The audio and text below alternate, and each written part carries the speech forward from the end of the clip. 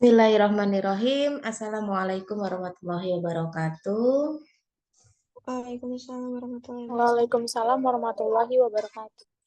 Ya, alhamdulillahirabbil alamin ya. Bersyukur senantiasa kita panjatkan atas kehadirat Allah Subhanahu wa taala, Tuhan yang Maha Kuasa yang telah memberikan segala nikmat, kesehatan, kesempatan, kebahagiaan, apapun itu ya wajib harus disyukuri. Yang mana itu semua menjadi hal yang penting ya, karena dengan kita bersyukur insya Allah nikmat-nikmat yang lain akan ditambahkan untuk kita semua ya. Dan pada sore hari ini harapannya walaupun di luar sana hujan begitu deras itu tidak menyurutkan semangat ya, malah semakin deras harusnya semangatnya untuk melanjutkan perjuangan di detik-detik terakhir ya di semester genap ini. Karena mengingat kita sudah masuk materi yang ke-14 ya, artinya kita tinggal satu kali pertemuan lagi untuk kita bisa mempersiapkan UAS ya. Jadi harapannya sih kalian sudah belajar semaksimal mungkin, jadi jangan sampai ada yang tertinggal, jangan sampai ada yang mungkin nilainya kurang ya. Kalau cuma sekedar mengejar nilai lulus itu sangat sayang ya. Karena nilai C itu kan lulus tuh. Tapi sayang lah ya kalau kalian hanya bisa mendapatkan nilai C ya, paling tidak minimal B ya. Syukur-syukur alhamdulillah kalau bisa dapat A. Karena itu semua tentunya akan berpengaruh dengan nilai akhir kalian nanti, IPK ya, jangan sampai nanti ada yang IPK-nya masih di bawah 3 itu ya, yang seperti saya sampaikan di mata kuliah sebelumnya. Baik, untuk mata kuliah mikrobiologi di mana pertemuan 13 dan 14 itu kita akan mempelajari tentang parasitologi, karena mengingat untuk parasit ini lumayan banyak ya, ada 3 materi ya yang sama-sama itu adalah parasit ya yang harus kita selesaikan. Tapi sepertinya kalau memang nanti tidak memungkinkan semuanya diberikan pertanyaan ya karena waktu yang terbatas, jadi konsekuensinya kalian harus belajar mandiri lagi ya. Paling tidak kalian sudah mempelajari dari video materi yang saya berikan. Nah, untuk yang pekan kemarin yang sudah kita gantikan ya, itu kita membahas berkenaan dengan protozoa. Jadi protozoa itu juga masuk ke dalam parasit ya. Tentu ini berbeda dengan yang akan kita bahas hari ini. Kalau yang dibahas yang sebelumnya itu dilihat dari sifat atau karakteristik selnya itu termasuk ke dalam makhluk hidup uniseluler atau yang ukurannya mikron ya, walaupun karakteristik selnya itu berbeda dengan bakteri ya. Kalau bakteri itu kan sifatnya adalah prokariot, sedangkan kalau untuk protozoa itu adalah eukariot, meskipun sama-sama uniseluler atau terdiri dari satu sel saja. Nah, untuk yang kedua ini adalah golongan parasit juga, tapi dari kelas Helminthes ya. Jadi Helminthes itu adalah cacing parasit. Tapi tidak semua cacing saya sampaikan karena tentunya hanya cacing-cacing yang bersifat parasit khususnya pada tubuh manusia. Ya, karena kalau semuanya disampaikan nanti waktunya tak cukup juga ya, tapi kita lebih fokusnya adalah cacing parasit yang memang itu bisa menginfeksi manusia. Nah, cacing parasit ini berdasarkan bentuk tubuhnya, ada yang bentuknya itu pelati sama bentuknya adalah nema. Kalau pelati berarti dia bentuk badannya atau tubuhnya itu flat ya, datar gepeng. Nah, itu. Tapi kalau untuk nema itu dia lebih ke gilik atau benang ya. Jadi nanti kalau misalkan kesempatan kita hari ini cukup untuk yang pelatih Helminthes saja, berarti kalian harus belajar mandiri ya untuk yang nemati Helminthesnya gitu. Oke, sebagai pertanyaan pengantar ya, ini bisa diberikan penjelasan oleh salah satu dari mahasiswa. Ini pengantar banget ini ya, karena belum spesifik terhadap si cacing parasitnya. Tapi untuk mengingatkan, kenapa ini penting sekali? Karena jangan sampai nanti dari kalian masih bingung ya. antara mikrobiologi dan parasitologi itu sama nggak ya, kan gitu. Meskipun ini disatukan dalam mata kuliah yang sama, jelas memiliki makna yang berbeda. Tuh, udah saya kasih spill ya, jelas ada bedanya. Apa bedanya mikrobiologi dan parasitologi? Baik, silakan di sini yang mau menjawab pertama. Teresia. Oke, silakan Teresia.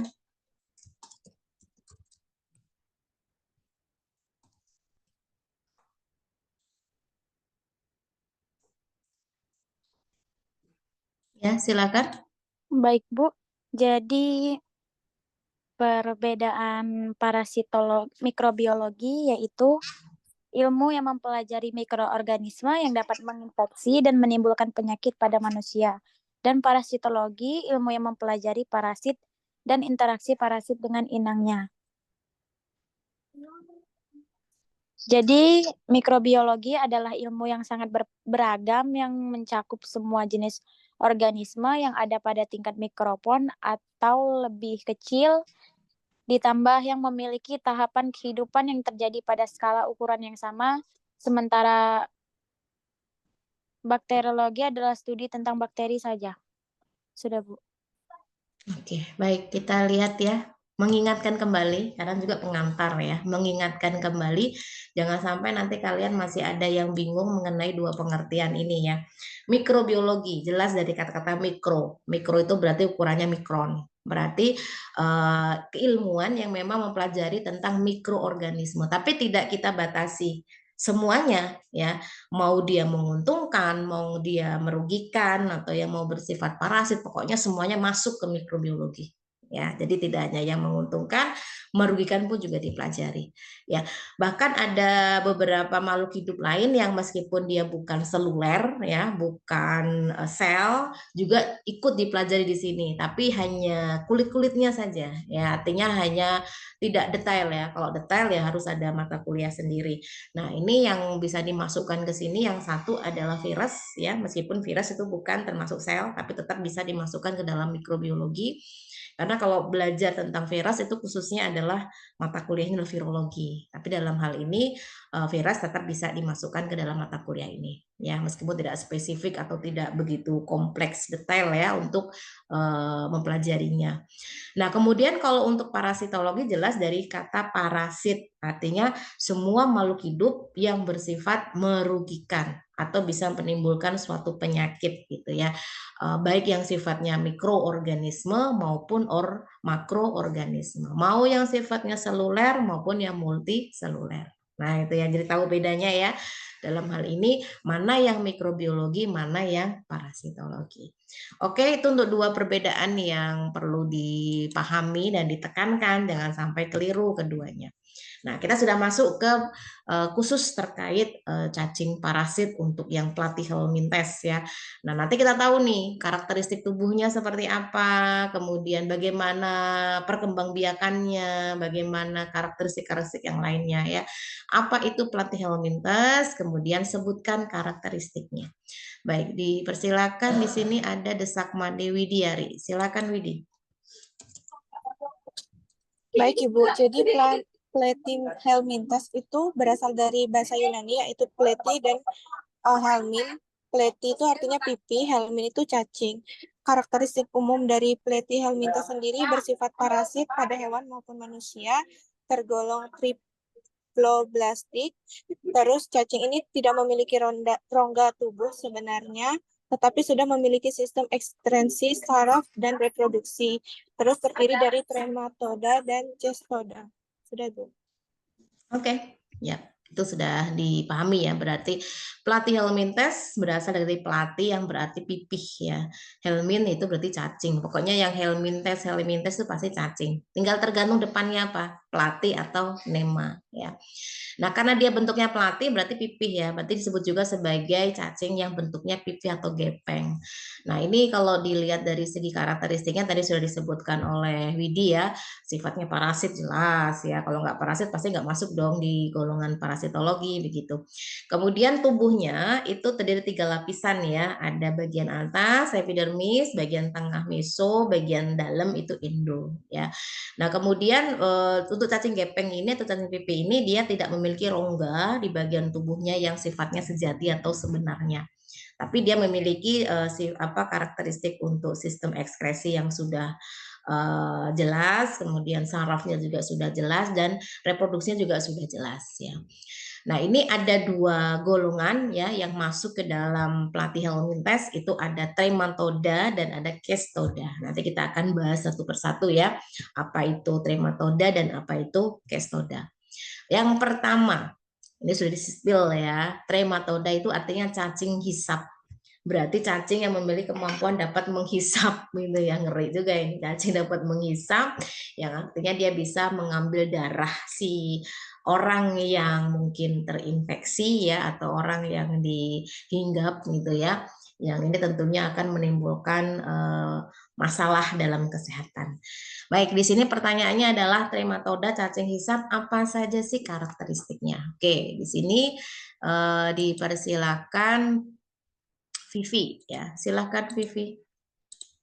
Baik Ibu, jadi trematoda atau cacing hisap itu memiliki karakteristik badannya berbentuk seperti daun, pipi, tidak berongga badan. Dia memiliki batil isap anterior atau oral sucker di mana seluruh pencernaannya bermuara. Dia juga memiliki batil isap perut atau ventral sucker. Ini untuk melekatkan diri pada beberapa spesies terletak di bagian posterior. Memiliki porus genitalis yang letaknya berbeda pada tiap spesies, bentuk saikum atau usus besar bercabang dua sehingga mirip seperti huruf Y terbalik. Telurnya berbentuk oval, biasanya beroperculum. Pada siklus hidupnya dikenal sebagai stadium antara lain Miracidium, Sporokista, Redia, Cercaria, dan Metacercaria. Cukup, Ibu. Oke, baik. Ya, betul ya yang disampaikan Vivi tadi, trematoda atau cacing hisap ya. Dia itu ciri khasnya tuh karena dia mempunyai bagian mulut ya, itu ada namanya batil isap atau disebut dengan oral sucker ya.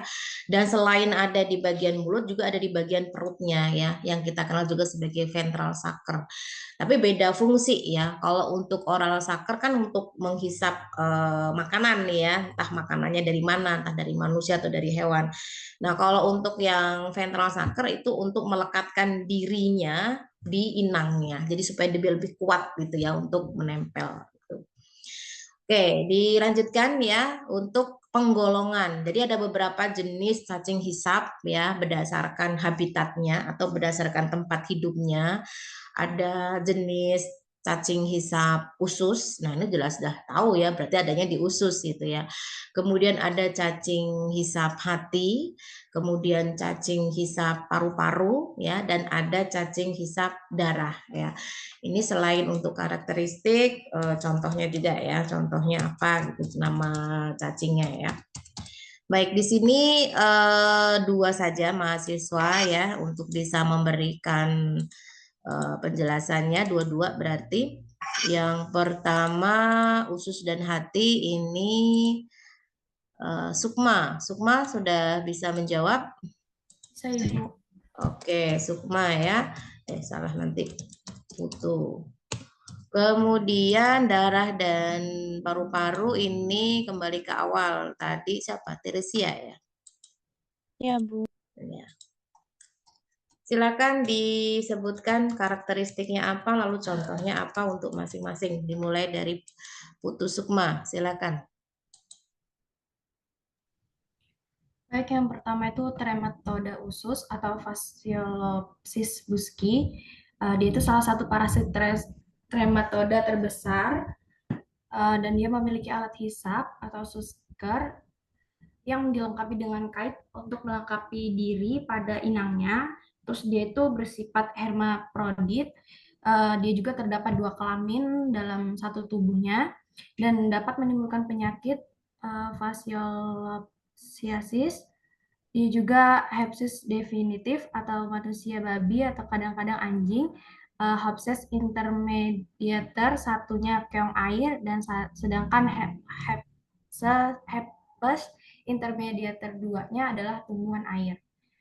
Yang kedua,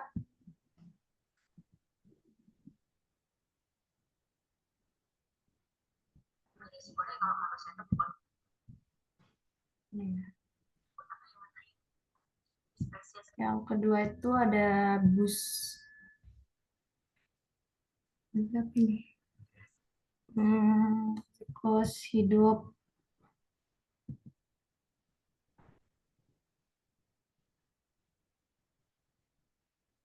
Termetoda hati, vascular hepatica atau Optorichus Felinius chlorsis sinensis.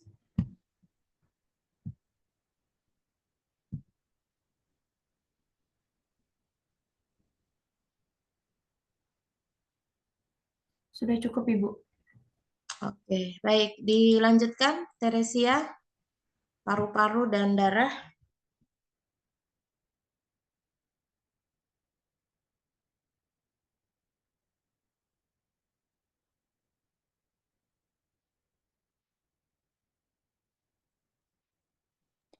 Baik, baik juga.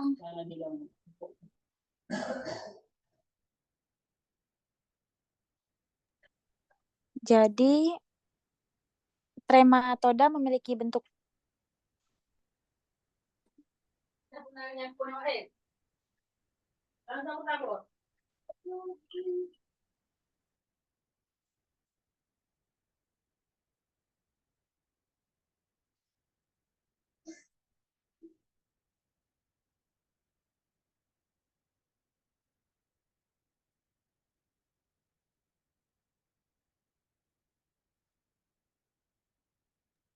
baik, Bu. Jadi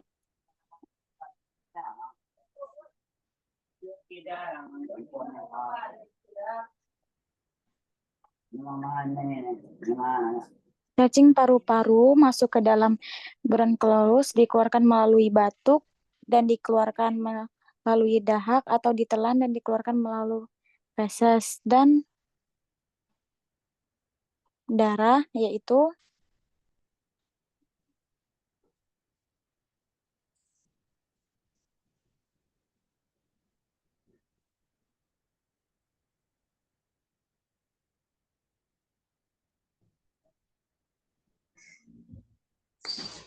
Ibu boleh dilempar nggak sih, Bu? Soalnya masih bingung, Bu. Apanya yang dilempar? Waduh, Ini jangan nih, sembarangan melempar-lempar ya, bahaya. soalnya, Bu, Awas kelempar. takut nanti salah jawab, Bu.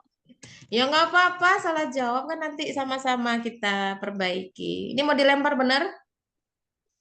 Iya, Bu. Ya. Iya, Siapa Bu. ini yang mau? Bibi boleh nggak, Bu? Oke, silakan Vivi. Itu, Bu.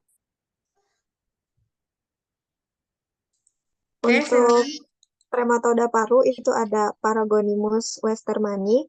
Dia merupakan cacing dewasa tebal berbentuk seperti biji kopi berwarna coklat kemerahan. Ukurannya panjangnya 7-12 mm, lebarnya 4-6 mm, dan ketebalannya 3 mm. Sementara untuk trematoda darah, di sini ada Schistosoma japonicum. Dia kulit tubuhnya halus, tidak ada turbokel. Cacing jantannya memiliki panjang 12-20 mm, sedangkan betinanya 26 mm. Cukup, Bu. Oke, baik. Terima kasih ya atas jawabannya. Jadi memang kalau untuk cacing hisap ini tergantung dari tempatnya dia habitatnya ya atau inangnya gitu ya yang dirugikan itu. Terutama yang memang pada tubuh manusia, apakah dia di bagian usus, hati, paru-paru atau darah ya.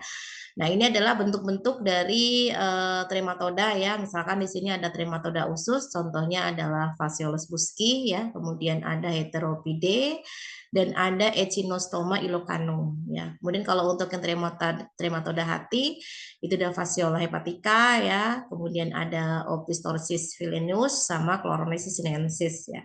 Nah, kalau dilihat dari bentuk secara keseluruhan kan bentuknya memang pipih ya, tapi ada beberapa karakteristik membedakan terutama dari segi habitatnya ya, satunya di usus, satunya di hati. Berarti memang itu menentukan inangnya gitu ya. Kemudian ada trematoda paru-paru dan juga ada trematoda darah ya. Baik, yang pertama ini adalah trematoda usus ya. Tadi sudah dijelaskan karakteristiknya, bahwasanya karakteristik dari trematoda usus yang di sini akan dijadikan contoh adalah Phaseolopsis buski ya, dan memiliki yang namanya saker atau alat hisap ya. Ini yang bagian di mulutnya ini. Ya, kemudian dia adalah bagian perutnya, ventral sucker. Jadi ini untuk dia menghisap makanannya, sedangkan yang ini untuk menempelkan diri ke inangnya. Ya. Nah, karena dia sifatnya hermaprodit, berarti dalam satu tubuh itu ada dua kelamin ya, kelamin jantan dan kelamin betina. Tapi bukan berarti dia bisa melakukan reproduksi dengan dirinya sendiri, enggak ya. Karena apa? Karena sifat hermaproditnya itu dari dua jenis kelamin ini memiliki sifat kematangan yang berbeda-beda. Jadi ketika yang sudah matang adalah kelamin jantan, berarti dia harus mencari pasangan yang betinanya yang sudah matang begitu. Jadi tidak bisa dalam satu individu itu matang semua dan melakukan proses reproduksi di dalam satu tubuhnya, itu nggak mungkin ya. Nah, kalau misalkan dia sampai menginfeksi usus ya, itu disebut penyakitnya adalah fasciolopsiasis gitu ya. Nah, ini memang membutuhkan inang yang memang tidak cuma satu gitu ya. Inangnya ini itu bisa disebut sebagai inang definitif atau hospes definitif. Yang kedua adalah hospes intermediate ya. Kalau intermediate berarti dia sebagai perantaranya saja, artinya belum dia menginfeksi, tapi masih dalam proses pertumbuhannya membentuk sesuatu sehingga sesuatu itu bisa masuk ke dalam hospes definitif gitu ya. Nah, di sini untuk hospes definitifnya itu siapa ya? Manusia jelas ya bisa terinfeksi, kemudian babi, kadang-kadang juga anjing ya. Karena memang ketiga makhluk hidup ini tuh kan masuk ke dalam golongan mamalia ya. Jadi memiliki karakteristik yang sama untuk usus itu. Nah, untuk hospesnya siapa nih? Dia membutuhkan yang disebut dengan keong air ya. Kemudian hospes yang keduanya itu adalah tumbuhan air. Jadi sebetulnya kalau mau memotong rantai penularan, jadi bukan manusianya yang dimusnahkan atau bukan hewannya yang dimusnahkan gitu ya, tapi intermediatnya gitu ya. Jadi jangan sampai kita sembarangan gitu ya mengkonsumsi keong atau mungkin tumbuhan yang itu diambil dari air yang dikonsumsi mentah gitu. Itu bisa dijadikan cara untuk kita memotong apa namanya penularan gitu. Nah, kalau untuk hewan-hewan ini ya tergantung ya. Kalau memang ada yang membolehkan untuk memakan ini semua, berarti harus hati-hati. Jangan sampai dalam kondisi yang tidak dibersihkan atau pemasakannya kurang matang, itu sangat memungkinkan sekali untuk penularan si trematoda ini. Gitu ya. Apalagi penularan itu tidak mesti harus dalam bentuk cacing yang udah gede ya, tapi dalam bentuk telur. Nah, ini telurnya sifatnya mikroskopis nih, kita nggak bisa ngelihat. Nah, jadi penampakan telur ini hanya bisa diamati menggunakan mikroskop. Nah, kalau ketelen bersama dengan makanan kita nggak menyadari itu. Makanya harus hati-hati ya. Oke, tadi sudah di-spill ya bahwasanya untuk hospes yang bisa diinfeksi itu adalah manusia, babi, kadang-kadang juga bisa anjing ya. Nah, untuk intermediate-nya yang pertama adalah keong air, yang kedua adalah tumbuhan air. Nah, sekarang bagaimana untuk siklus hidupnya? Ayo, siapa di sini yang bisa menjelaskan siklus hidupnya? Sudah ada nomornya ya, nomor satu ini. Nomor satu ya, nomor dua, nomor tiga, dan seterusnya. Oke, yang sudah resen di sini atas nama Desak Made Widiari. Oke, silakan Widi. Baik Ibu, jadi pertama telur yang tidak berembrio itu keluar dari usus melalui tinja. Kemudian telur yang tidak berembrio itu ada berada di dalam air. Kemudian dia akan masuk ke dalam cangkang keong atau siput air yang nantinya dia akan menjadi sporosit, ada juga yang menjadi radies, ada juga yang menjadi serie. Terus kemudian serkaria ini mencari tanaman air, lalu dia akan berada di tanaman air dan dimakan oleh manusia, Bu. Terus uh, metaserkaria ini akan mengkistasi melekat pada mukosa duodenum dan jejunum. Terus dia akan berkembang menjadi cacing dewasa dalam kurun waktu 3 bulan sampai 12 bulan. Kemudian kembali lagi dia akan bertelur dan keluar melalui usus dari tinja. Seperti itu, Bu. Baik, terima kasih atas penjelasannya. Ini sudah sangat jelas sekali ya, kalau kalian lihat sesuai dengan urutannya, bahwasanya Triplododa usus ya, atau kita kenal sebagai Phaseolopsis busci gitu ya, itu ada beberapa rangkaian proses yang melibatkan dua tempat ya, yang mana itu disebut sebagai host phase intermediate sebagai perantara tadi ya, di mana kita tahu kalau tanpa adanya itu tentu siklusnya akan berhenti ya. Oke, kita memulai dari mana sebenarnya, mau dari nomor berapa aja bisa, karena semuanya akan kembali ke situ lagi ya. Nah, karena ini sudah ada nomor urutnya, oke lah ya, dimulai dari nomor 1 ya. Jadi telur ya yang itu keluar dari tinja atau fesesnya manusia ya, yang memang sudah terinfeksi, maksudnya yang ada si telurnya itu yang memang dikeluarkan melalui tinja, dan akhirnya si telur yang belum berembrio tadi ya, itu kan biasanya kan kalau feses itu kan berkaitan dengan air tuh ya. Artinya ada kondisi, ada media airnya sehingga dia akan berada di air. Nah, kemudian ketika berada di air, nah dia pasti akan bersentuhan dengan hewan-hewan yang ada di air tersebut ya. Artinya bisa keong, bisa siput ya. Keong atau siput apa bedanya ya? Pokoknya itulah ya, keong atau siput air gitu ya. Nah, kemudian di sini ketika dia masuk ke dalam si tubuhnya keong siput, disitulah dia akan melakukan proses pertumbuhan ya, yang bisa membentuk sporosit, bisa membentuk radia, bisa membentuk serkaria. Nah, setelah membentuk ini semua ya, sudah sampai finish, maka serkaria itu dia kan sudah berekor ya. Dia bisa berenang, dia bisa mencari tanaman yang ada di situ juga gitu ya. Nah, akhirnya tanaman itu sebagai tempat dia hinggap gitu ya, tempat dia tinggal, dilalahnya ada manusia yang mengambil si tanaman itu terus dimakan ya. Nah, dilalahnya dimakannya itu belum dicuci atau mungkin tidak bersih atau mungkin langsung jadiin lalapan gitu ya. Nanahnya masuklah ke dalam saluran pencernaan begitu ya, akhirnya masuk ke usus, dan akhirnya si serkaria yang tadi itu sudah berubah jadi metaserkaria yang ada di tanaman air tadi di dalam ususnya manusia itu akan melekat pada bagian mukosanya ya, terutama di usus halus. Nah, kemudian akan menjadi cacing dewasa selama kurang lebih 3 bulan atau sampai 12 bulan ya. Lalu si telur dewasa itu akan nelur lagi gitu ya, nelur seterusnya sampai dia keluar lagi melalui feses dan begitu seterusnya. Ini kalau pada manusia. Nah, kalau pada hewan bagaimana? Ya sama, stepnya juga sama. Jadi ketika dimakan oleh hewan tersebut, ya apalagi hewan tidak bisa berpikir ya, tidak tahu dicuci dulu kek atau dimasak dulu kan, langsung ditelan aja. Nah, itu masuklah ke sistem pencernaan di usus halus, juga sama prosesnya, keluar telur ya, yang itu melalui feses dan seterusnya. Artinya dalam hal ini sebetulnya bisa kita pahami mana nih yang perlu kita perhatikan agar tidak tertular kan begitu ya. Artinya tidak sembarangan untuk mengkonsumsi keong, apalagi itu ada di perairan yang kotor ya. Kemudian tanaman air ya yang memang mungkin bisa dijadikan sumber pangan, gitu juga harus hati-hati. Dan yang ketiga yang paling harus dicermati adalah buanglah feses pada tempatnya gitu ya, kan sudah punya toilet masing-masing itu ya, buanglah pada toiletnya masing-masing gitu ya, jangan nongkrong sembarangan di pinggir jembatan kek atau mungkin di pinggir sawah kek ya, jangan sampai itu terjadi ya.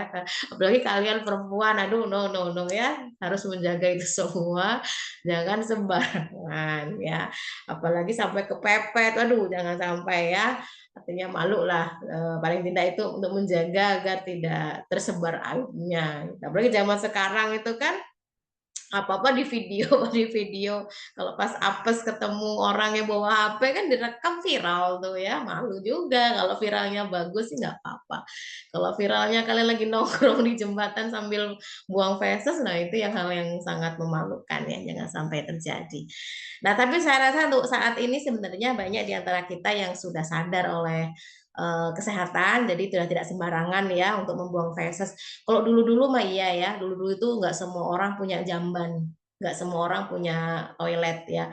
Bahkan sampai ada gerakan dari pemerintah, gerakan masyarakat sehat ya, membuatkan jamban untuk masyarakat, apalagi di daerah yang pedalaman atau daerah kumuh gitu ya. Tapi alhamdulillah sekarang sudah banyak masyarakat kita yang sadar itu, jadi tidak tidak sembarangan lagi untuk membuang feses. Tapi juga perlu diperhatikan, biasanya kalau mau membuat jamban itu tidak boleh terlalu dangkal ya, dan juga tidak boleh terlalu dekat dengan sumber air. Misalkan mereka mengambil airnya di sumur, maka jaraknya tidak boleh berdekatan gitu ya. Nah, sama aja nanti ngerembes juga airnya. Ya, saling bertukar air kan jatuhnya kan. Nah, itu jangan sampai terjadi. Ya, kalau yang paham kesehatan insya Allah sudah mulai bisa menyadari itu semua ya. Tapi kalau yang belum, berarti PR besar nih untuk bisa mengedukasi masyarakat agar tidak terjadi penyakit-penyakit seperti ini yang disebabkan oleh parasit ya. Oke, selanjutnya bagaimana proses infeksi dari Phaseolopsis buski? Nah, tadi itu. Dan pada manusia ya, dan bagaimana cara agar tidak terinfeksi. Oke, di sini siapa yang mau menjawab tadi? Terakhir siapa tadi? Widya. Berarti Putu Sukma bisa menjawab? Bisa, Ibu. Oke, silakan. Baik, pada infeksi Phaseolopsis buski adalah pada infeksi berat cacing dapat ditemukan di lambung dan bagian usus lainnya, atau dia menimbulkan obstruksi usus, ileus akut, dan absorpsi dari metabolit cacing, menimbulkan edema dan asites, atau penimbunan cairan dalam rongga perut atau peritoneum. Jumlah cacing yang banyak pada penderita dapat mengakibatkan kematian dengan tersumbatnya usus halus. Jumlah tinja sangat banyak, berwarna kuning kehijauan, dan berisi banyak makanan yang belum dicerna atau terjadi malabsorpsi. Sudah cukup, Ibu. Oke, baik. Ya, karena memang cacing ini sasarannya adalah usus ya, artinya memang dia langsung masuk ke dalam pencernaan dan bisa menempel di mukosanya usus halus sehingga bisa menimbulkan berbagai berbagai gejala yang bisa menimbulkan penyakit ya, misalkan terjadi obstruksi usus ya, kemudian terjadi ileus atau absorpsi dari si metabolit cacing yang itu toksik ya, itu bisa menimbulkan edema atau pembengkakan atau penimbunan cairan yang ada di dalam rongga perut. Nah, itu sangat berbahaya sekali ya. Jadi sebetulnya penyakit cacing itu tidak melulu karena cacingnya yang ada di dalam tubuh kita yang yaitu otomatis ya mengambil segala nutrisi yang ada dalam tubuh kita, juga karena zat toksik yang dihasilkan itu yang bisa menyebabkan berbagai jenis penyakit gitu ya. Nah, kemudian yang selanjutnya adalah trematoda hati. Nah, ini tadi sudah disebutkan ya. Kenapa dikatakan hati? Karena bentuknya ya itu tadi mirip hati gitu ya. Tapi bukan berarti bentuk dan fungsinya kayak hati, bukan. Satu, karena dia bentuknya mirip hati ya, dan dia juga itu dapat menginfeksi organ hati gitu ya pada makhluk hidup. Nah, ini untuk jenis telurnya yang secara mikroskopis juga, dan sama halnya dengan yang lainnya ya, punya anterior sucker atau oral sucker, dan sama bagian perut yang itu bisa menempel pada organ yang nantinya akan dijadikan tempat inangnya ya. Oke, sekarang untuk siklus yang siklus apa ini? Fasciola hepatica ya.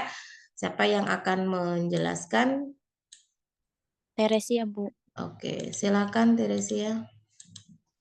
Jadi yang pertama itu siklus hidup Fasciola hepatica itu telur yang tidak berembio keluar melalui fases menuju telur berembio di dalam air, Terus Miracidium menetes di dalam air masuk ke dalam siput. Kemudian dalam jaringan siput yaitu ada 3 sporosit, redia, serkaria, dan dilanjutkan dengan serkaria yang berenang bebas menempel pada tumbuhan. Lalu metaserkaria pada tumbuhan tertelan oleh manusia dan hewan ternak. Selanjutnya memasuki usus 12 jari. Kemudian menjadi dewasa di dalam saluran empedu. Sudah, Bu. Oke, baik ya. Kita lihat bagaimana dengan cacing hati ya. Mau siklusnya dimulai dari mana aja boleh, karena memang dia bentuknya siklus ya, artinya berulang begitu. Kalau memang tidak ada pemutusan rantai begitu. Nah, yang pertama, ketika feses yang dikeluarkan oleh hewan dalam hal ini adalah sapi ya sebagai contohnya, itu telur yang tidak berembrio ya keluar melalui feses, kemudian dia hampir sama dengan sebelumnya ya, dia akan dalam kondisi ada airnya. Nah, kemudian setelah dia berada di air kan proses terus berjalan tuh ya. Jadi akan si telur yang tidak embrio itu dia akan membentuk miracidium ya. Kemudian dia akan menetas di dalam air ya. Dan akhirnya dia masuk atau mencari hewan siput gitu ya. Jadi siput ini menjadi tersangka utama sebetulnya ya, sebagai perantara gitu ya. Kalau nggak ada siput sebenarnya aman dipotong gitu ya untuk rantainya. Nah, di dalam siput itulah terjadi perubahan dari sporosit menjadi redia, menjadi serkaria yang tadi sama dengan yang sebelumnya. Nah, serkaria karena dia bentuknya sudah berekor ya, jadi dia bisa berenang gitu ya, dia akan menempel, akan mencari tumbuhan air. Nah, tumbuhannya dimakan oleh sapi atau dimakan oleh manusia. Dan sedangkan di dalam tumbuhan itu ada serkarianya. Lalu ketika masuk ke dalam saluran pencernaan, maka akan berubah menjadi metaserkaria ya. Lalu masuk ke saluran usus 12 jari, lalu dia akan masuk lagi ya ke saluran empedu ya. Jadi setelah dewasa dia akan masuk ke saluran empedu dan akhirnya akan menginfeksi hati di situ ya. Nah, ini akan berbahaya untuk kesehatan organ hati. Nah, ini penting sekali ya terutama pada hewan. Kalau pada manusia sebenarnya selama kita masih bisa membedakan mana makanan kotor dan mana makanan enggak sih insya Allah aman ya. Dan kalau untuk hewan ini yang sulit, kenapa? Karena hewan ini kan tidak bisa membedakan itu semua, apalagi sapi ya. Kalau udah tahu ada ijo-ijo langsung dimakan kan begitu. Nah, ini perlu adanya pemeriksaan terutama pada saat Idul Adha ya, banyak daging sapi yang dikurbankan itu untuk melihat kesehatan organ hatinya jangan sampai ada cacingnya gitu ya. Cacing kalau sudah dipotong-potong mungkin mati, tapi telurnya, nah telurnya kemakan manusia, waduh masuk lagi deh ya kan. Apalagi kalau daging hatinya itu hanya cuma dipanaskan dalam waktu sebentar ya, atau dijadiin sate yang cuma dipanggang. Nah itu bisa jadi telurnya belum mati tuh ya, bisa masuk ke dalam saluran pencernaan manusia begitu. Oke, itu untuk yang cacing hati ya. Sekarang kita lanjut ke cacing Clonorchis sinensis. Nah, ini yang pertama, ini saya mereview dulu dari jawaban kalian tadi ya. Kalau untuk Clonorchis sinensis ini memang sebetulnya hampir sama dengan sebelumnya, tapi bedanya kalau untuk yang ini tuh hospes intermediate-nya bukan lagi si siput. Nah, ini tersangkanya beda lagi nih. Tersangkanya adalah ikan. Nah, apalagi ikan yang memang menjadi makanan kita gitu. Kalau siput atau keong itu hanya orang-orang tertentu yang doyan ya. Kalau yang nggak doyan ya pasti nggak mau. Tapi kalau ikan nih hampir ya. Tapi bukan berarti kalian harus mentakuti nggak makan ikan, bukan. Tapi dalam hal ini kita perlu perhatikan proses masaknya ya. Jangan disamakan kita kayak orang Jepang atau orang Korea yang bisa memakan ikan dalam kondisi mentah. Ya dilihat dulu sumbernya, dilihat dulu tempat hidupnya, airnya bersih atau kotor kan begitu. Yang kedua kan mereka kan pasti ada penambahan apa sih ya itu wasabi ya atau apa itu ya yang memang bisa untuk dijadikan antibakteri ya selain untuk rasa itu juga sebagai antibakteri. Jadi jangan sampai nanti ketika ditelan itu ada mikroba-mikroba. Jadi si wasabinya itu bisa untuk menangkal terjadinya infeksi. Ya itu kalau lingkungan di sana kan memang bersih tuh airnya juga sudah terkontrol.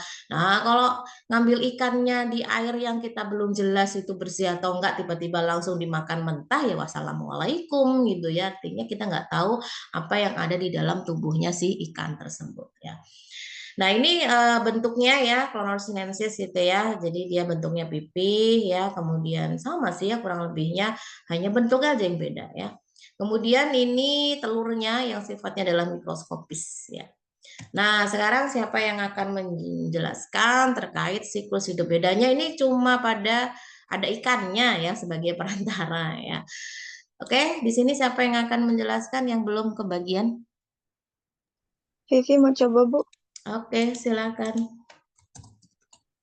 Jadi ketika manusia yang sudah terinfeksi Clonorchis sinensis ini, otomatis fesesnya akan mengandung telur yang belum mengalami embryogenesis. Jadi ketika telur itu terbawa oleh air, dia mengalami embryogenesis, kemudian embryogenesis itu yang akhirnya akan masuk ke dalam tubuh keong. Selanjutnya di dalam keong akan mengalami perubahan stadium, jadi dari Miracidia menjadi Sporochis, lalu Radiae kemudian menjadi Sarkaria. Sarkaria ini karena dia memiliki alat gerak atau berekor, dia akan berenang untuk masuk ke dalam tubuhnya si ikan. Di dalamnya akan membentuk metaserkaria dan akan menetap di sana sambil menunggu kalau manusia itu mengonsumsi ikan tersebut. Setelah dikonsumsi, akhirnya masuk ke dalam saluran pencernaan, kemudian masuk ke usus 12 jari, dan akhirnya akan mengalami maturasi atau pendewasaan di bagian usus. Setelah dewasa, dia akan masuk ke dalam organ hati. Cukup, Ibu. Baik, terima kasih Vivi. Penjelasannya bagus ya. Artinya kalian sudah memahami ya, walaupun bisa dikatakan penjelasan ini tentu tidaklah mudah ya. Kenapa? Meskipun sudah ada tulisannya, tapi kalau tidak dipelajari sebelumnya, ini akan sulit step by stepnya itu bagaimana gitu ya. Oke, itu untuk clonosis sinensis ya. Kemudian untuk yang ini apa namanya trematoda paru. Ya, ini beda lagi nih organnya nih. Organnya tentunya yang menjadi inang adalah organ paru-paru ya. Jadi banyak sekali organ tubuh kita yang disukai sama cacing parasit ya. Jadi harus hati-hati gitu ya mau dari paru-paru, dari darah, dari hati ya atau mungkin yang lain-lainnya gitu. Jadi memang harus benar-benar dijaga kesehatannya. Oke, untuk yang trematoda paru ya, silakan siklus hidupnya. Ini tadi bisa dilihat dulu ya bahwasannya kalau untuk trematoda paru itu sama ya, memiliki oral sucker juga, kemudian memiliki ventral sucker juga ya yang dia masuk ke dalam kategori trematoda gitu. Kemudian ini adalah contoh cacing, gambar cacing, telur cacing yang berukuran mikroskopis ya. Jadi ketika ini masuk ke dalam tubuh hewan perantara ya dan berkembang di sana membentuk calon-calon dari trematoda gitu dan akhirnya bisa masuk lagi ke dalam tubuh manusia melalui perantara yang lainnya ya entah itu tumbuhan air, entah itu ikan, entah itu apa yang itu dijadikan bahan pangan itu yang berbahaya. Oke, untuk yang siklus hidup cacing trematoda paru-paru atau Paragonimus westermani ya, silahkan siapa yang belum kebagian ini? Desak Made ada?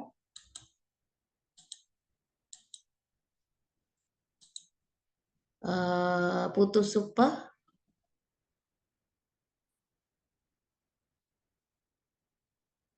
Teresia?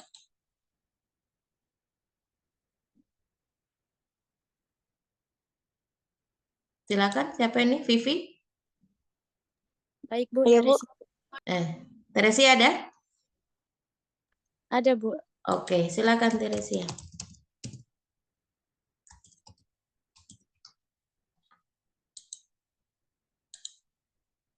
Untuk yang trematoda paru ya, silakan bisa dijelaskan di sini. sesuai dengan nomor urutnya. Baik, Bu.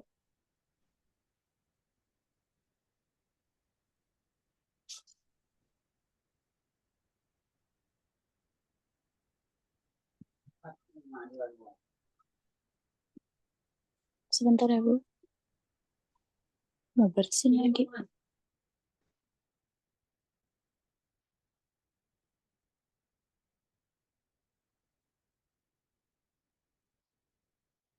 Jadi, pertama telur dikeluarkan tanpa embrio dalam dahak atau secara bergantian ditelan dan dikeluarkan bersama tinja. Yang pertama, di lingkungan eksternal, telur menjadi embrio. Selanjutnya, mirasidia menetes dan mencari inang perantara pertama, siput dan menembus jaringan lunaknya.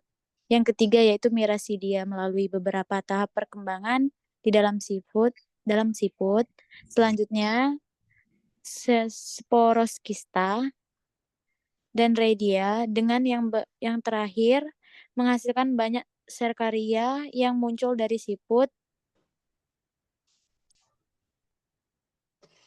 dan infeksi manusia dengan Westermani terjadi dengan memakan kepiting atau udang karang yang tidak dimasak dengan baik atau diasamkan yang mengandung metaserkaria parasit.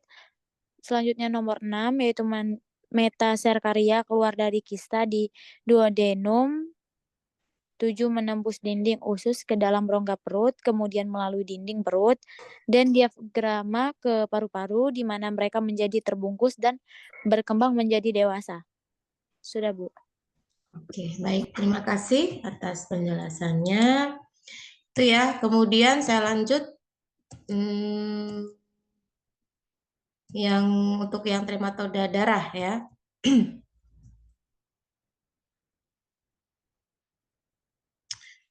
Trematoda darah di sini ada beberapa jenis ya untuk trematoda darah, tapi yang saya tampilkan di sini adalah Schistoma japonicum ya. Jadi bentuknya seperti ini. Ini apa namanya cacing yang bisa menginfeksi darah pada manusia ya.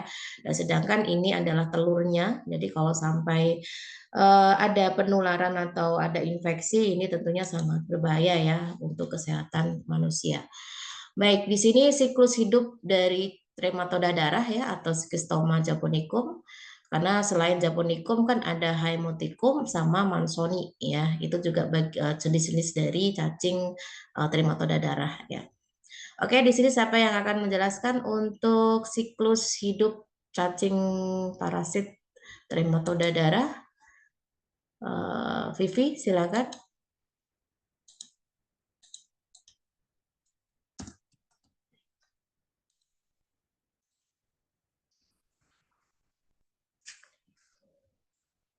Vivi ada?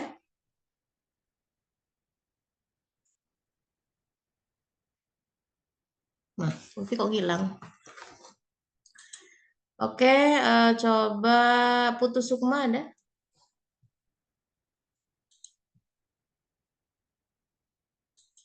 Nah, siapa ini yang bisa on? Widi?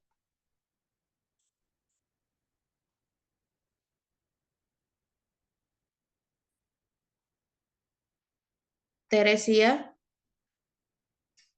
Putu mau coba jawab, Bu. Oke, silakan Putu.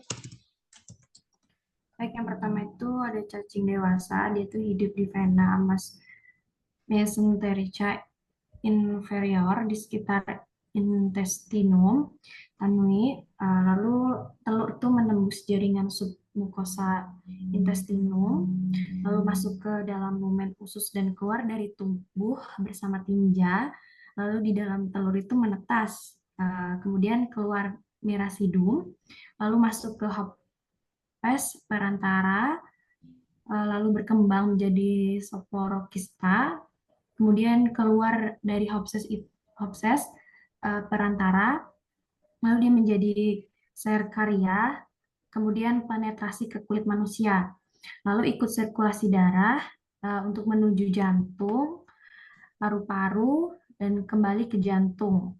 Masuk sirkulasi darah arteri, lalu menjadi dewasa di vena mesenterica. Cacing dewasa dapat berumur 5-6 tahun. Sudah cukup, Ibu. Oke, baik. Terima kasih untuk penjelasannya, Putu. Oke, sekarang kita masuk ke yang kedua. Tadi yang pertama adalah trematoda, cacing hisap. Yang selanjutnya adalah kestoda, cacing pita. Nah, ini sama-sama pelatih Helminthes ya. Baik, untuk yang pertama sebagai pengantar ya, untuk kestoda yaitu apa saja sih karakteristik dari kestoda atau cacing pita? Oke, siapa yang akan menjawab di sini karakteristiknya? Teresia, Bu. Oke, silakan.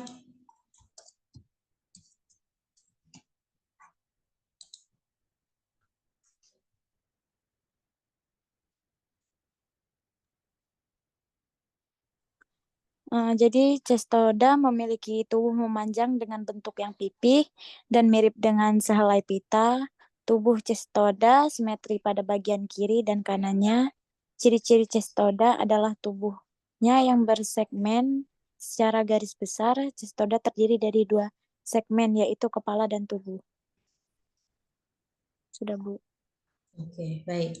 Terima kasih jawabannya ya. Jadi cacing pita memang berbeda dengan yang trematoda tadi yang memang sudah dijelaskan di awal. Jadi kalau untuk kestoda ini dia bentuk tubuhnya tidak flat seluruhnya ya. Artinya ada segmen-segmen atau seperti bagian-bagian yang memisahkan antara satu bagian dengan bagian yang lain. Nah, kemudian ciri khasnya lagi dia memiliki skoleks ya atau bagian kepala gitu ya yang memang memiliki alat hisapnya di sana. Kemudian dia tidak memiliki mulut dan alat pencernaan. Kemudian kalau untuk menyerap makanan itu dia menggunakan seluruh bagian tubuhnya. Nah, untuk penggolongannya untuk kestoda itu ada yang disebut dengan Taenia solium, ini pada babi. Kemudian ada Taenia saginata, ini pada sapi. Ya, tentunya kedua-duanya memiliki perbedaan yang masing-masing ya. Artinya nanti kita bisa lihat bersama-sama. Nah, di sini sebutkan ya penggolongan kestoda atau cacing pita berdasarkan habitatnya ya. Tadi sudah di-spill di awal. Ada Taenia solium sama Taenia saginata ya. Jadi ada 2 yang bisa dijelaskan masing-masing oleh mahasiswa. Satunya adalah Taenia solium, satunya adalah Taenia saginata. Dan karakteristiknya seperti apa? Oke, silakan di sini ada 2 mahasiswa. Yang pertama siapa? Yang kedua siapa? Vivi pertama, Bu. Oke, Vivi untuk yang solium, yang saginata siapa? Widi ya. Oke, silakan. Iya, Ibu. Baik, yang pertama, Taenia solium. Habitatnya yang dewasa dia di dalam usus halus manusia, larvanya di dalam jaringan organ tubuh babi. Morfologinya panjang antara 2-4 meter untuk yang dewasa dan dapat hidup sampai 25 tahun.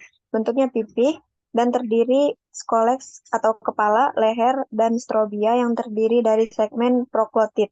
Ruas tubuh berjumlah kurang dari 1000 buah. Skoleks berbentuk bulat dengan 4 buah batil isap dengan rostelum yang dilengkapi dengan 2 deret kait.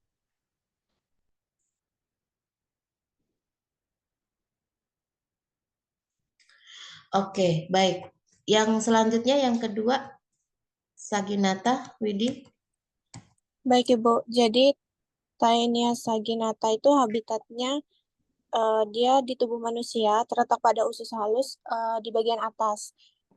Kalau spesies pertama itu pada sapi atau kerbau, kalau spesies denitif itu pada manusia. Terus morfologi karakteristiknya dia itu cacing dewasanya 10-12 minggu pertama itu berwarna putih, tembus bersinar dan panjangnya 4-25 meter. Kemudian koleksnya berbentuk segi 4. tidak ada rostellum maupun kait pada soklets. Lehernya berbentuk sempit panjang dan memiliki lebar itu 0,5 mm. Ruas-ruasnya tidak jelas dan di dalamnya tidak terlihat struktur. Sudah, Ibu. Oke, baik. Ya, ada azan ya, kita jeda sebentar untuk dilanjutkan beberapa saat lagi. Oke, kita lanjut lagi ya. Baik, untuk jawaban tadi, yang pertama adalah Taenia-Solium. Jadi Taenia-Solium ini walaupun secara umumnya dia menginfeksi hewan babi, tapi juga bisa menginfeksi manusia ya. Manusia yang mengkonsumsi hewan babi yang dalam proses pematangannya atau pemasakannya itu tidak sempurna. Itu juga bisa ya. Nah, untuk tempat hidungnya jelas dia menginfeksi saluran pencernaan, yaitu khususnya adalah usus halus ya, yang mana dalam hal ini kalau dari morfologinya ya, dia bentuknya pita dan bersegmen-segmen seperti itu, atau dia ada apa itu namanya, sekat-sekatnya seperti ini ya, yang mana panjangnya ini itu bisa mencapai 2-4 meter ya. Dan ketika dia berada di dalam saluran pencernaan atau dalam usus halus itu bisa bertahan hingga 25 tahun. Jadi kalau sampai ada yang terinfeksi tanpa disadari, itu ketika diperiksa itu ya sudah penuh tuh ususnya dengan si cacing pita ini ya. Nah, kemudian ini bagian kepala yang menjadi tempat dia untuk bisa melakukan proses infeksi ya. Jadi ada bagian rostelium, kemudian ada bagian rostrum ya. Jadi bagian kepalanya ini itu terdiri dari 4 buah batil isap ya yang dilengkapi dengan 2 deret kait ya. Ini gambar secara manualnya ya. Dan sedangkan ini aslinya. Jadi aslinya tuh seperti ini. Jadi dia ada 4 buah batilnya atau isapnya, sedangkan ini adalah gambar yang bisa menganalogikan ya kalau si cacing pita ini itu memiliki bentuk yang sama persis dengan aslinya begitu. Nah, ini tadi saya mengatakan kalau cacing pita memiliki saker ya atau hisap ada 4, 1, 2, 3, 4 ya. Dan ini adalah rostellum atau pengait. Jadi rostellum atau pengait itu yang nantinya akan menempelkan pada inangnya sehingga dia tidak mudah lepas gitu ya. Dan hisap itu ya prosesnya untuk menghisap gitu ya. Nah, kemudian kalian perhatikan ya bahwasanya di setiap bagian ini kayak memiliki kehidupan masing-masing gitu ya, atau bagian masing-masing gitu. Jadi di setiap bagian ini ya punya bagian untuk reproduksi sendiri ya, kemudian bagian-bagian yang bisa untuk menyerap makanan sendiri. Jadi regeneratif dari si cacing pita ini sangat besar. Jadi ketika dipotong atau terpotong secara tidak sengaja misalkan ya, itu si bagian tersebut itu nantinya akan bisa tumbuh menjadi bagian yang lain yang sempurna. Jadi misalkan bagian ekornya ini terputus, maka nanti bagian ekornya ini akan membentuk bagian kepalanya dan seterusnya. Jadi memiliki tingkat regenerasi yang tinggi ya untuk setiap bagiannya. Makanya memang akan lebih susah untuk mematikan si cacing pita ini gitu. Biasanya kalau dari segi pengobatan sudah tidak mempan gitu ya, biasanya dilakukan operasi gitu ya untuk mengangkat atau mengambil si cacing pitanya di dalam usus halus itu. Oke, selanjutnya silakan di sini bisa menjelaskan ya untuk siklus hidup si Taeniasolium ya berdasarkan gambar yang ada pada slide. Oke, satu mahasiswa silakan, siapa yang akan menjelaskan? Desak Made ya, masih resen ini, nggak tahu resen kapan ini. Mau menjawab, Widi? Atau Vivi? Iya, Bu. Oke, silakan Vivi.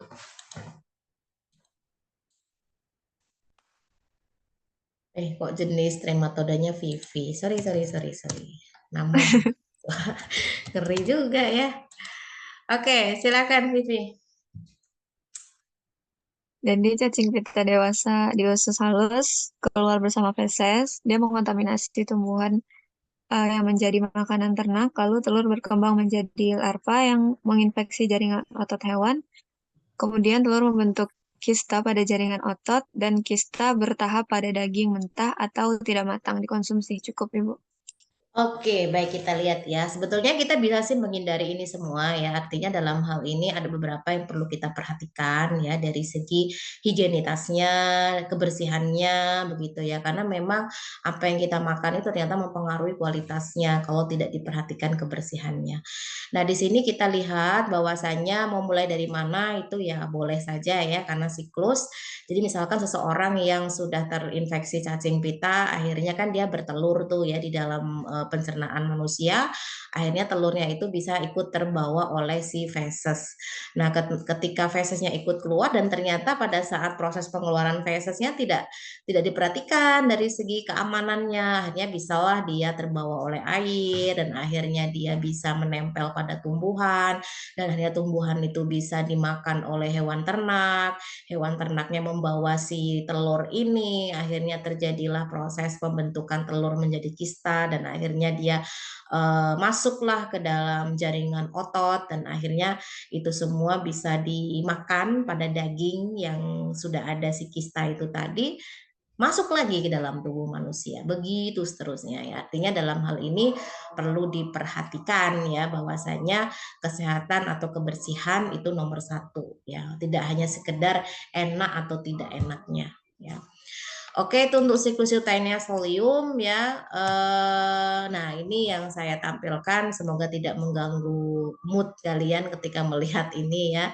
Ini adalah contoh operasi mengeluarkan cacing pita yang mungkin sudah tidak bisa tertolong lagi dengan obat cacing gitu ya. Karena mungkin sudah terlalu lama dan panjangnya juga sudah bermeter-meter gitu ya.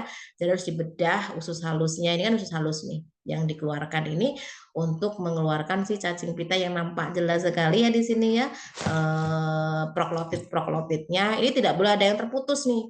Kalau terputus nanti tertinggal di dalam usus halus dia akan tumbuh lagi begitu. Jadi harus benar-benar bersih diangkat gitu ya. Dan semoga tidak terjadi pada keluarga kita, tidak terjadi pada kita dan orang-orang sekitar kita ya, karena menjaga kebersihan itu harus dinomorsatukan ya. Nah, yang kedua adalah Taenia saginata. Ya, tadi sudah dijelaskan di awal ya karakteristiknya seperti apa. Jadi kalau Taenia saginata itu tidak hospesnya itu bukan babi tetapi sapi atau kerbau ya. Ini pun juga bisa, tapi beda spesies ya. Spesiesnya adalah Taenia saginata. Sama ya karakteristiknya dia punya rostrum sama rostrum. Jadi dia ada 3 batil isapnya dan ada 1 untuk melekat itu. Ini sama. Oke, sekarang siapa yang akan menjelaskan siklus hidup untuk Taenia saginata? Tadi Teresia mau menjawab? Iya, Bu. Oke, silakan.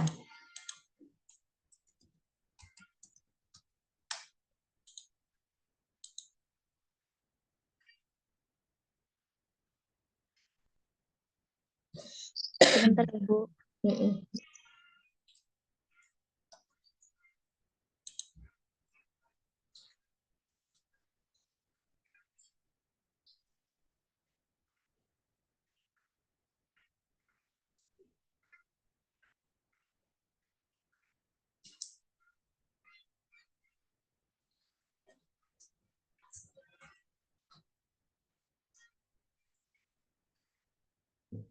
Jadi, pertama, proklotid yang matang keluar bersama tija atau bergerak aktif menuju anus. Selanjutnya, cabang-cabang uterus anterior pecah dan telur keluar melalui pinggiran anterior. Selanjutnya, jika telur termakan hospes intermedier atau sapi, di dalam usus embryovore terdesintegrasi oleh asam lambung. Selanjutnya, embrio meninggalkan kulit telur dan menembus dinding usus bersama limfe atau darah dibawa ke jaringan ikat dalam otot. Selanjutnya, tumbuh menjadi Cristicercius pubis atau cacing gelembung dalam waktu 12-15 minggu. Selanjutnya berupa gelembung dengan ukuran 7,5 sampai 10 meter, di mana di dalamnya terdapat scolex yang mengalami invaginasi. Bila Cetaceus hidup di telan manusia, maka di dalam usus scolex mengalami evaginasi. Sudah, Bu. Oke, baik, terima kasih jawabannya ya. Jadi ini bedanya dengan yang awal tadi, ini adalah hewan yang menjadi host pest ininya adalah sapi ya atau kerbau yang memang di dalamnya itu sudah terinfeksi si apa namanya cacing pita ini ya. Jadi ketika dia sudah berada di jaringan otot itu di dagingnya itu ya itu dimakan oleh manusia ya. Walaupun bukan dalam bentuk cacingnya ya, dalam bentuk kistanya ya. Jadi belum aktif membentuk cacing pita. Jadi cacing pita itu baru terbentuk cacing utuh tuh ketika masuk ke dalam saluran pencernaan manusia gitu ya. Yang mana kita bisa lihat setiap bagian segmen-segmennya atau proglotitnya itu kan bisa membentuk kehidupannya masing-masing ya karena di situ ada reproduksinya, hanya bisa telur-telurnya itu bisa dilepas secara manual gitu ya, tidak perlu adanya aba-aba dari yang punya badan si cacing itu. Artinya bisa lepas begitu saja dan akhirnya bisa keluar bersama feses dan akhirnya dia bisa menempel di tumbuh-tumbuhan air ya dan akhirnya itu bisa dimakan lagi oleh si sapi begitu seterusnya ya. Oke, itu untuk Taenia saginata ya. Nah sekarang ini sudah habis ya. Jadi untuk sebagai penutup ya. Jadi sebetulnya apa yang sudah kita bahas di awal tadi itu ya, mau segala bentuk jenis cacing sebenarnya kurang lebih sama ya. Menjaga kebersihan. Tergantung nih mau cacing apa dulu. Kalau perantaranya ikan ya berarti menjaga kebersihan ikan. Kalau dia daging ya sapi atau babi ya berarti jaga kebersihannya. Jadi harus dicuci bersih, dimasak yang matang ya. Jadi tidak membuat kita ragu untuk memakan gitu ya. Nah, kemudian kalau kita memiliki peternakan yang memang di mana mereka suka dengan kubangan-kubangan, ya dijauhkan dengan pemukiman gitu. Jangan sampai nanti kotoran-kotoran mereka terbawa oleh air, masuklah ke dalam aliran air bersih mereka, akhirnya ya itu tadi ya tertelan, kemudian menempel di tumbuh-tumbuhan dan itu adalah sayuran-sayuran yang digunakan untuk masak sehari-hari itu jangan sampai terjadi. Terkadang kita terlalu egois ya, polusi itu tidak mesti sesuatu yang nampak. Ya, sesuatu yang nggak nampak pun itu juga polusi. Yang nggak nampak itu ya itu tadi telur-telur yang bermasalah ini ya, telur-telur cacing itu kan nggak nampak gitu ya. Tapi kalau polusi yang nampak misalkan seperti asap, seperti ini, nah itu polusi juga gitu ya. Nah dalam hal ini bisa kita pahami, lebih baik kita menjaga agar tidak terjadi hal-hal yang tidak diinginkan. Nah, belum menjaga bersihan ya dari toilet, cuci tangan gitu ya. Sini siapa yang habis BAB tidak cuci tangan misalkan. Alesa nggak cuci tangan ya habis BAB ya. Gitu ya, ini salah satu atau beberapa contoh yang bisa kita lakukan ya untuk menjaga kesehatan dari cacing-cacing yang berbahaya itu tadi. Oke, mungkin itu yang dapat saya sampaikan atau kita diskusikan ya untuk materi pelatih Helmintes ya. Berarti ada satu lagi materi NEMA Helmintes yang tidak memungkinkan ya karena waktu yang terbatas. Silakan kalian simak saja materinya lagi dari video yang saya berikan karena pekan depan materinya sudah beda lagi. Tidak lagi tentang cacing ya, sudah beda bab, tinggal satu lagi. Jadi harapannya kalian bisa mengikuti perkuliahan hingga finish dan selesai ya. Dan insya Allah di pekan ketiga atau kurang tanggal berapa ya? Tanggal 22 kalau nggak salah ya, kita sudah mulai untuk pelaksanaan UAS. Jadi silakan yang belum menyelesaikan administrasi bisa diselesaikan dari jauh-jauh hari agar tidak terkendala pada saat pengerjaan UAS. Sampai sini ada yang mau didiskusikan lagi atau ditanyakan lagi? Cukup ya? Cukup, Ibu. Oke, cukup. Jangan lupa saya lupa ya, kita ini untuk mikrobiologi sudah kuis terakhir tentang materi apa ya? Ada ingat nggak?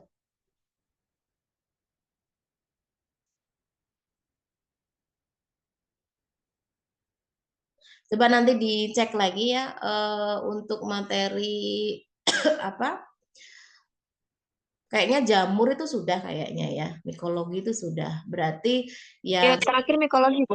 oh iya, berarti cacing ini belum ya. Oke, nanti saya minta waktu untuk kuis cacing ya di pekan depan. Nanti bisa dipersiapkan untuk kalian sekalian untuk persiapan UAS. Jadi tidak perlu saya kasih kisi-kisi ya. Tinggal kalian belajar dan kemudian mengerjakan dari soal kuis-kuis itu ya. Itu sekalian kisi-kisi untuk UAS gitu. Oke, terima kasih atas perhatiannya dan partisipasi keaktifannya dalam menjawab setiap pertanyaan. Kita akhiri dengan membaca hamdalah bersama-sama. Alhamdulillahirrahmanirrahim. Alhamdulillahirrahmanirrahim. Ya, tetap jaga kesehatan, tetap bahagia, tetap semangat ya, dan siap melanjutkan perjuangan. Terima kasih dari saya akhiri. Assalamualaikum warahmatullahi wabarakatuh. Waalaikumsalam warahmatullahi wabarakatuh. Waalaikumsalam Terima warahmatullahi kasih, Bu. wabarakatuh. Terima kasih, Bu. Oke, sama-sama.